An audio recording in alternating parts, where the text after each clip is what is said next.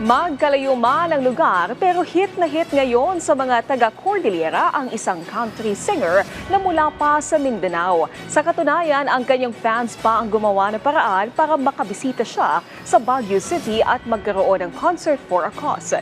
Kilalanin natin siya sa sentro ng balita ni Jezreel Kate Lapizar ng BTV Cordillera.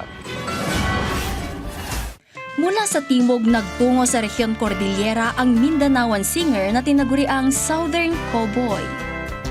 I can hear the neighbors, they're arguing. Awiting kinagigiliwan ng mga Cordilleran dahil sikat ang mga country songs sa Cordillera region, lalo na sa Benguet at Mountain Province.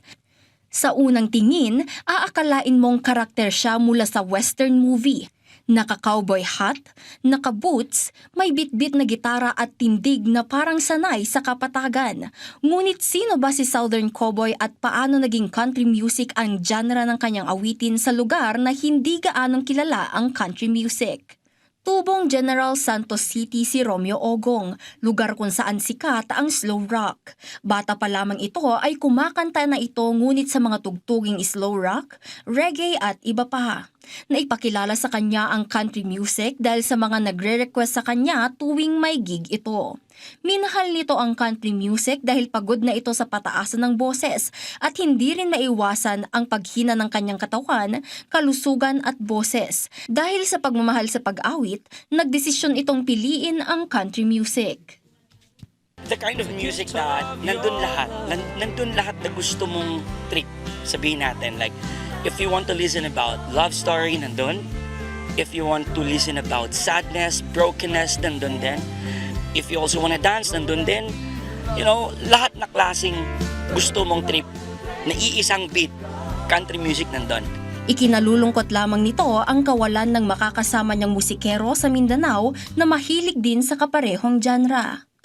And then, I did not lose hope kasi parang nagkaroon nga ako ng assignment or mission na you have no idea how beautiful country music is.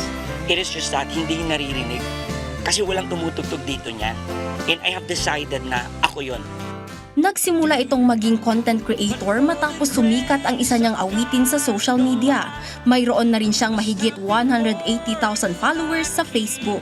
Dahil naman sa isa niyang viral video kung saan kumakanta siya ng country music, nakarating sa rehiyon Cordillera ang kanyang pangalan. Nagkaisa ang kanyang mga tagahanga sa Cordillera upang mapapunta siya sa rehiyon.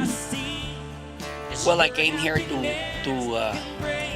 give back the love, the support that I've been receiving from Cordilleran people just because of my one song na nag-viral dito. The purpose is, nag-i-enjoy na tayo, nakita nyo na ako, nakapunta na rin ako dito, at nakakatulong na tayo dun sa mga taong may sakit na hindi nakaka-join at nakakapunta na they're also rooting on this music. Bilang pasasalamat sa mga residente ng rehiyon Cordillera, magsasagawa ito ng 4 na araw na concert with a cause na magsisimula ngayong araw. Sa likod ng sombrero at bota ay isang musikero na nagnanais na makatulong sa mga nangangailangan sa pamamagitan ng kanyang mga awitin.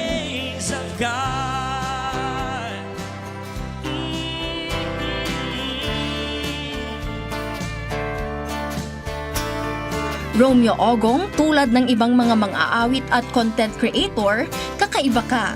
Jezreel Kate Lapizar para sa Pambansang TV sa Bagong Pilipinas.